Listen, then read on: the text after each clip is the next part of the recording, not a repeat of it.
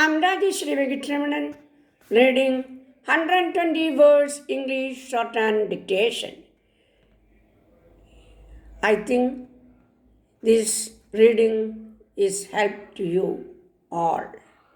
Okay, we can start.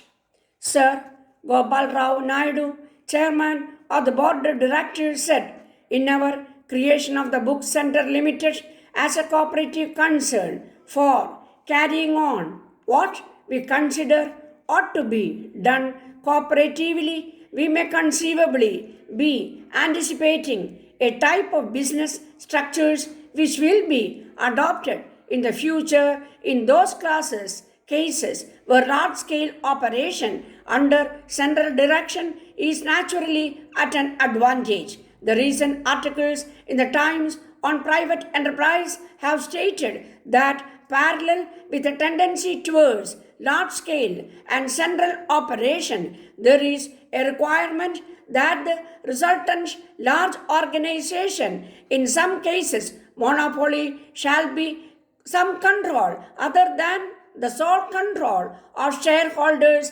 interested in the rising of the resulting profit. Certainly, a business structure which is politically acceptable and yet remains inherently practical is in certain cases desirable. It ought surely to be possible to combine the merits of individualism and private enterprise with the conditions which the time stipulates.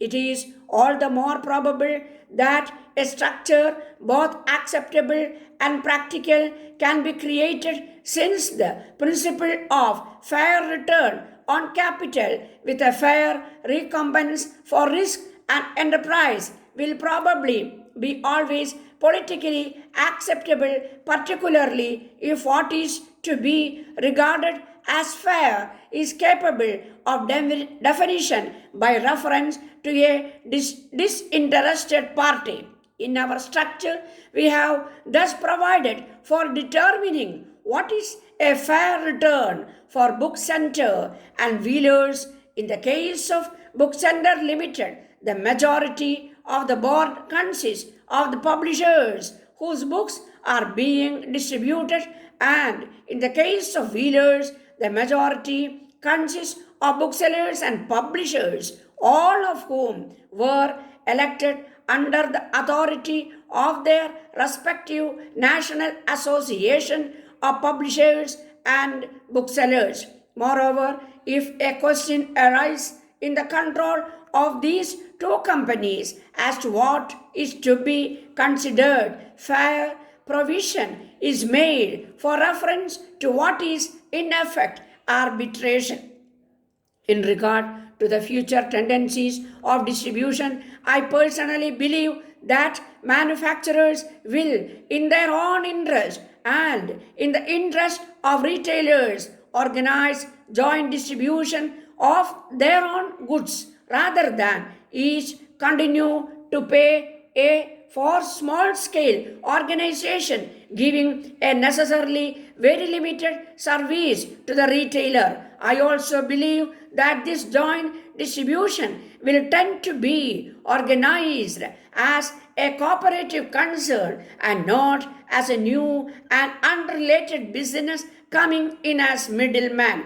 I consider that in the case of the distribution of books, there is even more reason to expect these tendencies than in most other commodities. I say this because individualism is the lifeblood of publishing. Books will always, I believe, and I know most of us hope, be produced by many publishers. I cannot visualize the super publisher so full of vision and efficiency that he will so excel all other men in taste, in enterprise, in faith, and in feeling for books that he will monopolize book publishing, nor can I envisage the economic conditions under which only a few really big houses will monopolize the author, the printers, and the booksellers, and prevent the emergence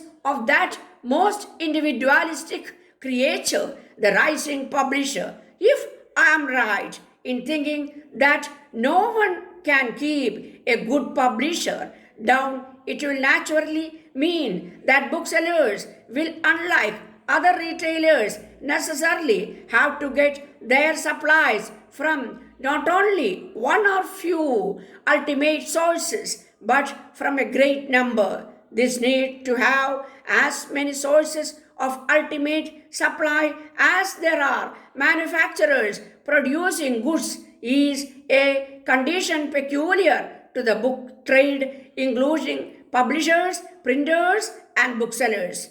You will know that the Copyright Act and the insistence by the public that a book with another title is not even just as good for the bookseller to open an account wherever good books are produced, and this in practice means that he must buy ultimately from a field of publishers, not to mention from learned and other books. Moreover, there will also be great variety in the number of books published by each publisher, and it is therefore impossible for any but the very largest bookshops to be able to carry even a high proportion of the books which are available, and any of which the vast variety of the general reading public may at some times ask. The book trade by custom has made the retailer pay the cost of carriages. Now, the prompt supply